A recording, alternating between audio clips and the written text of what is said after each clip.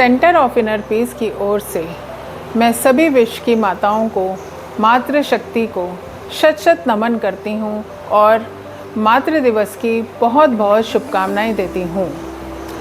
बच्चों की परवरिश में जो सबसे अहम भूमिका निभाती है वो होती है माँ। आखिर मातृशक्ति क्या क्या करती है? मातृशक्ति बच्चों का पालन पोषण करती है, उनको अच्छे संस्कार देती है, उनके चरित्र का निर्माण करती है। माँ ही तो बच्चों की पहली गुरु है, पहली शिक्षिका है।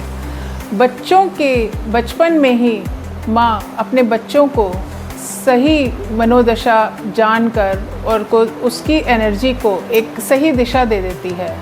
उदाहरण के तौर पे एक थी गरुड़ की माँ और एक विनीता और एक थी कद्रू जो सर्पों की माँ थी।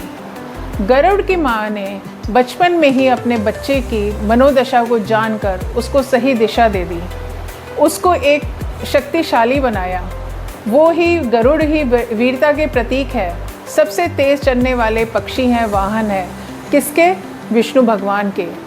और इधर दूसरी ओर कद्रू ने क्या किया? बचपन से ही बच्चों के अंदर दूसरों के प्रति जहर डाला और इसीलिए सांप हमेशा जहरीले होते हैं, उनसे सब दूरी बनाते हैं। माँ बचपन में ही बच्चों की मनोदशा को जानती है और उसको सही दिशा दिखाती है। वही बच्चों की भविष्य की नींव रखती है।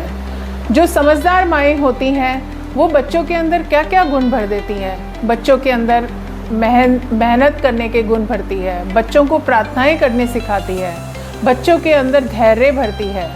कठिन समय में धर्म के मार्ग पर कैसे चलना है वो भी माँ ही सिखाती है। माँ ही बच्चों की सुरक्षा कवच है।